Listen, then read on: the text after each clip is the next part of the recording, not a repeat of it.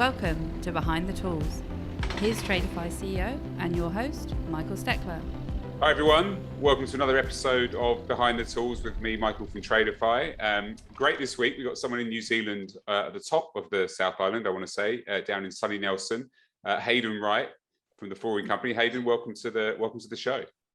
Oh, thanks for having me. It's good to join you from the mainland. Yeah, from the mainland, and also in the van as well, which is good to see. I quite like it when we do it with people in the van. Yeah, well, hey, I basically live in this thing, don't I? So, yeah, what's another 20 minutes? Of course. And Hayden, actually, you're our first Tyler. Oh, fantastic! I want to say that. I think I'm right. We've had about 20 odd episodes, but you're definitely the first Tyler. So. Welcome to the show. Great to have you on board. And you've been in the business a long time, right? You've done 18 years in the business. Do you want to maybe start by just sort of talking through what got you into the trades and how you got into tiling? It's so long ago, but I remember it very well. I couldn't wait to get out of a country bumpkin town called Motueka. I went done my last year of high school there.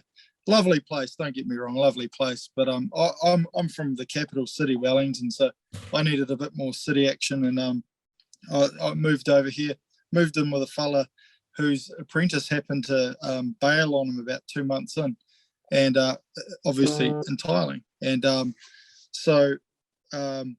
basically I said, I'll jump in. It was either that or get into the roading, and I wasn't really interested in the roading. So I just got straight into the tiling and haven't looked back. So cool. It was meant to be. Did you? It does sound like it was. I mean, you're still here doing it all these years later, which is cool. Did you learn the trick of the tools of the trade from him? Basically, he took me on and he taught me what he knew. I'm very grateful. In hindsight, though, I learned a limited set of skills. He knew to the best of his ability, but in terms of probably to the book, I wouldn't say that we were flying above the radar or anything like that. There were a few things that I had to really pick up later, but good guy, treated me excellently. You couldn't ask for a better boss, to be honest. So I have a lot of gratitude towards him, and I'm still friends with him to this day. So. Oh, that's fantastic. Yeah, that's a great story. And then you kind of went out on your own. Do you want to maybe talk us through sort of once you'd worked for him, your sort of career trajectory after that, and how you went into business on your own? Yeah. So tying in quite nicely, he started another business installing fires, and he got so busy doing that, he decided tiling was no longer what he wanted to have a hand in. So he just turned to me and said, "Hayden, do you want my contract with Carpet Corp," which was the firm we were working for. So basically, he gave me the business for dirt cheap and set me up with contracts. And the biggest job I have ever tiled was the first job I started. It was 770 square meters of house. It really blew my mind. I was in business on the biggest job I've ever done. House. So that was a private residence, 770 square meters. Yeah, a very nice residence out towards out in the Tasman area. Big olive plantation and all sorts of stuff out there. So they had a beautiful place, all Italian tile, swimming pool, you name it. It was talk about an introduction to self-employment. Thrown in the deep end, which he really enjoyed doing that with me. He threw me in the deep end from day dot. So getting into business was no different. So quite fitting. Yeah, it sounds like it. What a great job to get first off. And it's actually handy compared to a lot of people. One of the questions that kind of often comes up is, how did you get your first customer? And people either came from another business, word of mouth, but it sounds like you were really fortunate to be given a sort of contract out the gates. That probably made it a lot easier. And then just hit the ground running. Hit the ground running. And how did the business grow from there? By me saying yes way too much and and just turning up to work pretty much every waking hour. It just naturally grew. I've always enjoyed working hard. I come from a family with farmers in it, so I think it might just be in the genetics. And I watched my granddad work from dawn to dusk and beyond as a kid, and sort of just naturally moved into it and just have worked hard and built a reputation, and people just kept on calling, and the demand to grow the team was there. So I took on an apprentice back in 2009. He lasted about a year and a half. Tiling wasn't for him, but through that process, I ended up getting another apprentice who became a very good friend of mine, and with him, and then taking on another guy, we ended up having a 3-man band, and we used to gallivant around the countryside, laughing and tiling. It was very good times, and I still look back fondly at it. But it just naturally grew through, I guess, good productivity and I guess necessity. So and you touched on an important point, which I think is sometimes like you can make a great living in the trades, and I think having your own business is one of the appeals of people thinking about that. But it's also quite stressful, and you sort of touched on the sort of comment you made there about saying yes to everything. Do you want to maybe sort of illustrate a bit more what that meant for you? Yeah, well, I'm pretty much like, I mean, if you've ever watched the movie Yes Man, basically, I think I had that persona, just saying yes. And I know a lot of tradesmen like it, and you just fall into that trap of thinking you got to take everything on. And I think that comes from more of a fear of not backing yourself. Like, it's like you need to take it on, because what in case something happens? Like, I've got to be honest, we haven't been quiet here in Nelson for like 12 years nearly. It's just been great guns the whole time. And so I don't know where that fear came from, but certainly the fear of not having enough to provide for my family and I, and then also the workers that you have, which is, a whole new dynamic when you take someone on. You don't take them on because you just want to kick them out the door the next day. You want to honour the agreement you have with them, the contract. So you want to keep them happy and paid and progressing. And so yes, and then before you know it, you're an 80-hour-a-week man. And sure, if you're a career guy, no family or anything, but my wife had just had 2 kids by the time I was hitting my straps, and on the old 80-hour front, and all the pressures of mortgage and all that, solo income, I just ended up in this, like, the trap of working all the time, and the very thing that was, should be a blessing to me and my family became a bit of a curse in a way. Not entirely, but in a way, with my time. So I really couldn't see the forest through the trees. I didn't know how to change it. And to be fair, the biggest change that needed to happen was with me. It was nobody else's fault. I was the one saying yes. And you just got to sometimes put the line in the sand and make a change. So I don't know whether, you want to ask another question from here on, but basically I had my father-in-law got diagnosed with cancer. And we went on a trip to visit him in Aussie, where he had moved. And it was at that point I realised that I was spending all my time away from my family, and I couldn't be available for moments like this. Like, it came at great cost. And I was like, well, this is way more important than earning some extra bucks. And so I really faced a hard decision. And about 3 months before he passed away, I just made the call to Axe contracting and said, like, hey, I need to come on wages for my own mental health and for my family and everything. And Carpet Court, the same company that I'd started with a few name changes, basically said, yep, we'll take you on and your apprentice. I got back onto wages, and that was back in 2016, about August, I think. So So I'm sorry to hear about that, but it doesn't seem like it's uncommon that people have these moments, which are usually through some sort of bad news in the family, or something, a significant event which makes you sort of stop and reflect on kind of what's things about. And so your way of dealing with it in the end was to say that actually this probably isn't for me, if it's not sustainable in terms of the level of hours and the lack of time you have with your family. And how's that been since you made the switch? Like, it's been great. Like, it took me a while to switch out of that mode. I've got to be honest, until last year when COVID hit, I was still working. I wasn't working as much, but I was still getting up to about 55-hour weeks. There were a couple of exceptions when I probably worked a lot longer than that. Yeah, another story for another day. But most of the time I was sort of averaging, 50 to 55-hour weeks. So I brought it down, but I still wasn't making it to like kids' sports events. They were starting to get to that age where, you wanted to be there after school and stuff. And so like it's still not ideal, but it was a lot better, and so it slowly edged out. But then when we had lockdowns here in New Zealand last year, from end of March, I believe, it was just like this reset button got hit. And my wife and I were actually moving to Canada for a year and a half because she's Canadian, or half Canadian, and we were going to go spend time there. But all that got blown out of the water. So we're like, okay, what the heck do we do?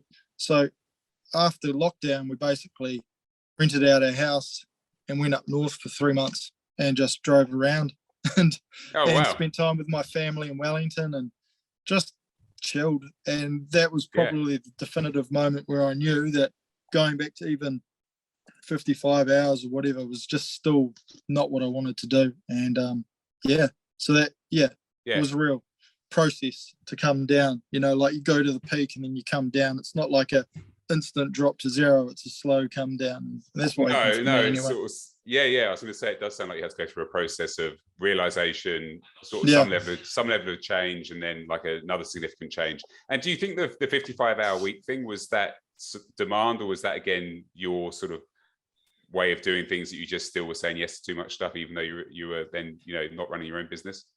Well, actually, so it was a combination, because I guess the way I am as a tradesman, like I think about jobs that I've done years ago, and a lot of that's to do with the process that I have now is completely different to the process I had then. And so I think about stuff, and if something bugs me, I'll stick around for another 2 hours until it unbugs me, and I just get like in that mode. And I've got better at sort of managing that as I've got older and slightly wiser. But I certainly I was my own worst enemy in that regards too. So I think like taking more time, because I'm not in such a rush to get to the next job, has definitely helped me iron out that wasted time. I wouldn't say I've perfected it, but certainly a lot better at it now. So my hours are a lot more manageable. Unless I spend too much time making Instagram videos, and then sometimes I catch myself out there. But we won't say that too loudly. I think you're not alone. And then, how have things changed? So in the tiling world, sort of in the last over that period of time, what's changed? I mean, there's been a sort of mini boom of sort of housing development and other stuff that's happened. But how have you seen things change over that time? Well, for starters, it's way more popular. Like hard flooring is just exploding. Now, I mean, around the world, I think it's been more popular overseas, but in New Zealand, it just used to be carpet. I guess it's because all the sheep we had, you just wool carpet. But nowadays houses are finally warmer for the last, say, 2 decades. So tiling and other hard flooring have just skyrocketed. And so tiling, certainly, we're tiling more. We're using more variety of tiles. Like when I first started, it was basically 300 by 300s and like those little Lanka 150 by 150s, and you just threw them on and then off you went. But now you're like, you can, we've even approached jobs with 3 meter by 1 meter tiles, like astronomical sizes compared to what we've done and used to do. So it makes it more exciting because there's more variation, and the areas that we approach, more variation, different products. So I mean, for me, I think it's great. Like the variation's fantastic. I'm glad the days of 300 by 300s are gone. Of course. they were pretty mundane. I can imagine. And they were all blue and green too, so it was weird. But Oh, I remember some of those bathrooms you used to see in the 80s. Yeah, the green was very popular for some reason. Not the nice hue of green that you sometimes now see. And have you been impacted by COVID in terms of supply costs for flooring and things like that? Yeah, prices have gone up. Stock has been delayed.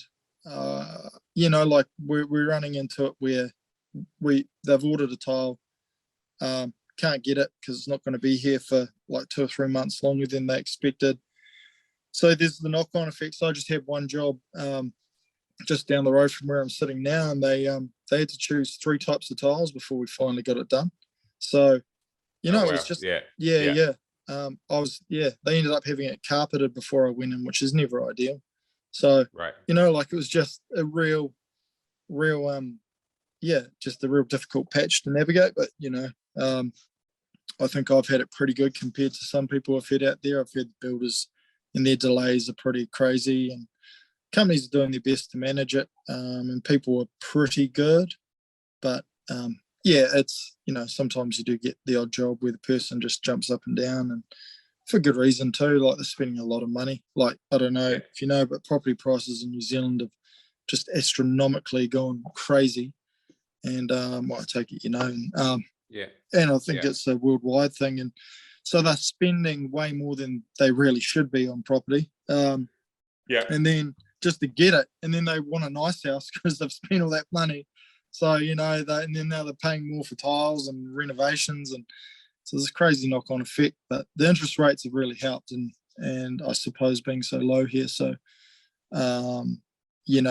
the building industry is just mental. I was talking to a guy from the BCITO today, and he was saying that something like we need like 40,000 more people here to accommodate all of the trades. 40,000 people, like, for a country that's not importing anyone at the moment. Like, we're pretty, they got to come from somewhere. So, finding a good. I mean, I think it's a worldwide problem to some degree, and there's a few drivers. There's definitely border issues, which you described, right? In New Zealand, it's definitely a sort of, borders are closed, so it's impossible to get people in to help with work and get qualified. And then the other problem is just the lack of younger people coming through, right? Like you did into the business earlier. Do you have any, when you look back as sort of how you got into the business kind of by happenstance to some degree, do you think there's more the industry could do to get more young people to think about the trades as a great career choice that it is? Yeah, well, I mean, it's been a long time since I was at college, but I don't remember the trades being pushed in school. It was a point I brought up on the phone when I first talked to you guys. Was at school, all it was uni, like, it was, that's all they really thought about. And I mean, there was some avenues that, like, where I grew, when I done my last year of school, horticulture was big around there. So, there was a little bit of that, but trades, trades just hardly even got mentioned. It was kind of, if you fell into it or fell out of school, you fell into a trade. But I think people don't realize that trades are a lot more technical than like people would like to believe. Like some of the angles and stuff you're dealing with, and the problems you encounter, like, with fixings and deflections and all sorts of stuff, and substrates, and it's not just turn up and slap it down or just throw up a wall. Like, there's a lot to consider, like weight loads and all that sort of stuff. And you get a big strong wind, your house is got to survive, especially if you live in Wellington. But we're not so bad here, we get more sun. But like, there's all these factors you have to take in. So it just never got pushed. And I had a friend who I caught up with after like 15 years, and he felt railroaded into accounting, and he went and became an accountant in Australia. And I was chatting with him, and he goes, I had to ditch it and come back here. I'm like, what are you doing now? He's like, I'm a truck driver. I want to have my own contracting business. I love it. And I was like, he was a bright guy. Like, he was always doing well at school. You always thought he'd do something like be an accountant or a scientist or a lawyer or something. And he hated it. He hated the accounting, and he loves truck driving. So he's working up on that big project in Wellington, transmission going. So, well, being in an office every day is not for everyone. And I think there is, I think you're right. Globally, there's this misperception about, if you haven't, academically, if you're not academically minded, and which actually is a false way of positioning it. Because, as you say, there is a lot of technicality. Also, running the business itself, right? It's not a simple thing to do. Certainly as it scales. And I think about, whether you're an electrician, whether you're a plumber, Yeah. a tiler, whatever you're doing, a builder, there is a lot of complexity in that. And actually, your end customers put a lot of trust into Yep. you to do things that are, in many instances we underestimate are dangerous, right? And we don't Yeah. think about those things, I think, as end customers of trades companies. So is there anything you think that we should change to change that dialogue? In terms of Kind of education, getting more people, so you don't have this gap of 40,000 people, right? And all these sort of stats that are out there. Yeah, well, I certainly think that you go into a school and start hitting them up, say around the end of year 10 or 11. So just as they've got used to college, but year 10, 11, that's what is that, like 16? Just 15, 16. 15, 16, isn't it? Yeah, I should know that. Because like the reality is once you get to the end of school, you've got to make a decision. You're either going to work or you're going to go to uni. And some people need longer to think about that. It's actually a big decision. Yeah. Like a massive decision to thrust on an adolescent. And a lot of the people that choose what they want to be at the age of 15 are probably going to change their mind by the time they're like 19, 20. I did. I wanted to be an officer in the army. And then I realized that war wasn't that great. So I had to find something else. Right. So, right. But, like I'd wanted to be an officer in the army since I was like 5. And then all of a sudden I'm like, actually, nah. And so even at the age of 15, 16, you need to have some options in front of you. And we're not all going to be like rocket scientists or lecturers or lawyers. Like we need people on the ground. Like we need to house people. We need people growing the food, and there's all these other things. So I think if they got in a bit earlier, look, I honestly wouldn't know if it's changed a lot. I haven't. It's a question I should probably ask more. Yeah, that's fair. But I certainly, I was a youth worker for a few years, and I'd always encourage these kids, often the ones that were struggling with school, and I'd work in with some of their deans and stuff at school and take them out on site. And one of them became an apprentice for me. And I had others that came and would hang out and just, like they'd help me out. And it was just good, I gave them a chance to see the real world outside of school. And the schools definitely have that sort of thing going on now. So, I think that's probably the way to do it. Yeah, that's probably the way. I think it's a combination of that and also demonstrating where people have been successful and built great businesses and made a decent living. Yeah. And the freedom that affords you to sort of be your own boss and make your own decisions and all the things that go with that and that lifestyle, right? I think, as you described earlier, right, being able to get the balance on your terms, because it's not that there's not plenty of work. Not for everyone. I mean, I'm not suggesting that I think there is sort of perception is there's this big boom for trades companies, which there is, but it does vary by industry and country and location, everything else that goes in between. Sure. But there is still a ton of opportunity. That's obvious. Yeah, that's right. And I definitely think that's just one facet. I mean, let's face it, kids start dreaming about how much money they're going to earn from an early age because everything they want costs money, and mum and dad don't give them enough pocket money unless they're very wealthy. Yeah. I grew up in the hood, so the benefit of having a job early, I learnt that really early. But I guess times change, and not everybody has a paper run. I think sometimes hey, if you choose a career in tiling, you could be on a good clip by this age, and you don't have a debt to pay off. At the end of the day, you're working hard, and if you progress your skills, you should be remunerated accordingly. And funny story on that is, I went into an office to ask for a pay rise once, and it's going to sound really arrogant, but I said, I want this much an hour. It was $40 an hour, in New Zealand for a wage worker. That's just crazy. And my boss just looked at me and just about crapped his pants and said, Hayden, there's no one anywhere near that. And I just said to him, well, someone's got to be the first. And not because I'm like a cocky guy, it's like I actually believe the experience I bring, I was worth it. And I didn't get what I asked for, but I got a good increase, and you have to back yourself. That's the thing. We can just settle for less. And why a builder's store only on $25 an hour? I mean, or whatever. I don't know what it is now, but it wasn't long ago. It was only that. They do some really technical stuff, and living wages going up all the time, minimum wages going all up, and these tradies are just sitting stagnant. Boom times kind of change it a bit, but yeah, like it's certainly the key here is not to settle for less. I think if you've got the track record of delivering and you do a good job for your company, it's certainly important to know your worth. But equally with that, I had a really good relationship with my manager too. So I think that's the other side too. A good relationship made that conversation a bit easier. Yeah. It's not all just about the money. Like, in the end of the day, you can earn all the money in the world and still be miserable. If you enjoy your environment, have good relationships. You hit on a good point, which is, I think you touched on 2 points. One is that there's probably trades companies that aren't pricing themselves appropriately when there is this demand, right? You mentioned builders. I think it's probably a good example. There are builders that are, and there are probably some builders that might be listening to this and might want to relook at pricing based on the level of demand that's out there, right? And the people that do need services when there's just a complete lack of supply.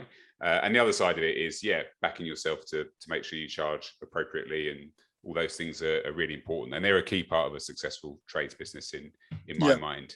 And, looking back, any advice you'd give anyone else who's sort of either at the very early stage of their career or thinking about reassessing how they approach things? Anything that you look back on and go, I wish I'd just done that differently, or that you did that worked really, really well for you?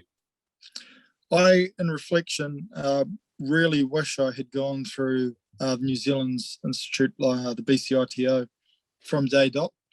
I didn't go through the BCITO until about 8 years in, and by then I'd already learnt a lot of wrong things, and it's taken probably equal amount of time to just unwind all of those things. I met some really good people through the industry, and some of them have progressed over to the BCITO. And just talking to one of them this morning, signing up our apprentice that starts next year, like talking to him about the benefits of going through the right channels to start with and learning the right processes early, so that it reinforces good habits, or at least gives you more chance to learn good habits, versus trying to unwind all your bad habits that have so far worked and seem fine. Because the comebacks, when they come, are pretty devastating, and it may not be through your own fault, like through any intention or anything. You've still done it, and it's something you might have to face. So the more you do correctly from early on, the better, way better. And even the BCITO, the BCITO have changed their process around things too.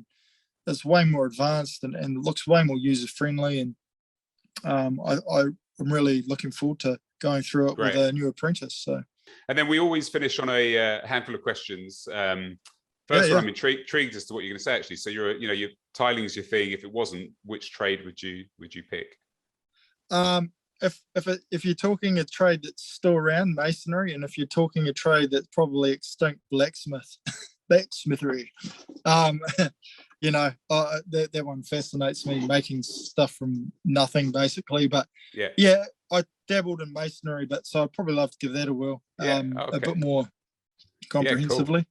Cool. And your tool of choice, your tool brand of choice. Well, being a tiler, I thought I'd better go Sigma, because it's unique to my trade. So Sigma, definitely.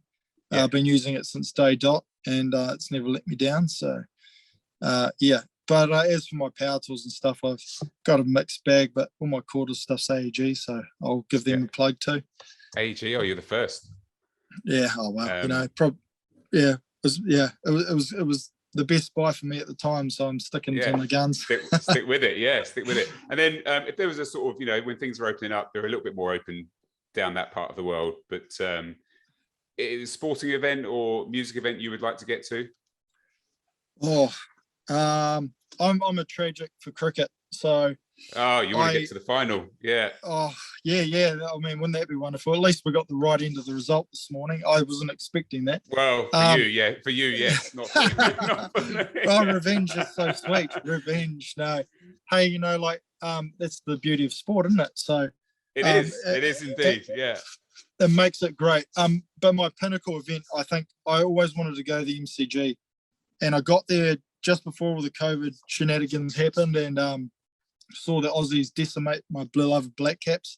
But, it was worth it. I'd do it all again for the same result. Listening to a small group of Kiwis drown out the stadium with the national anthem and some other various New Zealand songs that have been stolen by Australia were very was a very awesome moment for me. So it was on a bucket list. I've only got Lords to tick off it now, so I'm hoping one day I can come to Lords and watch a game. But yeah, it's a great stadium. You should definitely get there, and hopefully the result is a bit different to.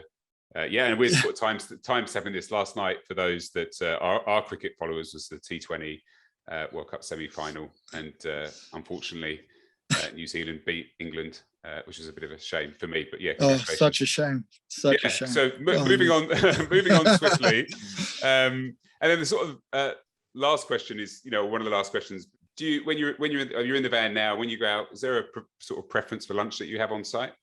I tried to think of something real clever for this, but I'm just going to go to Wicked Wings. I'm a sucker for spicy chicken wings. So spicy chicken wings, I just got to go with it. So cool. pretty unimaginative, but that's it. No, if that's the real answer, we've had KFC before as well, so that doesn't surprise me. And then anyone else that you come across you think we should speak to next? I've taken down 3 people. So there's this funny tiler out of Aussie. His name's Andrew Lewis. Too Easy Tiling. He's gold.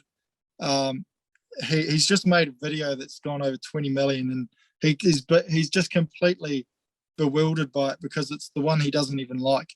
So he's great. He's great. Well, that's the interest of virality. That's exactly what happens. No one can really most of these videos. Sometimes the intentional ones do sort of catch fire, but actually it's the ones that are completely unintentional and people can't really explain what happened or why, but somehow it did. Well, 20 million. That's pretty big.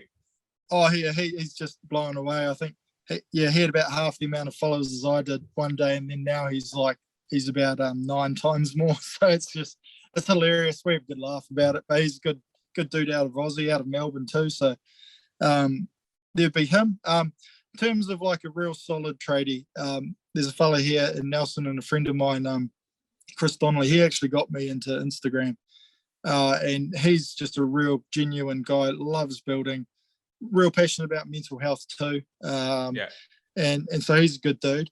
And then there's just one more, an inspirational story really, and her name's Shannon, and she's in Texas in the US, and she's under the handle That Tile Chick.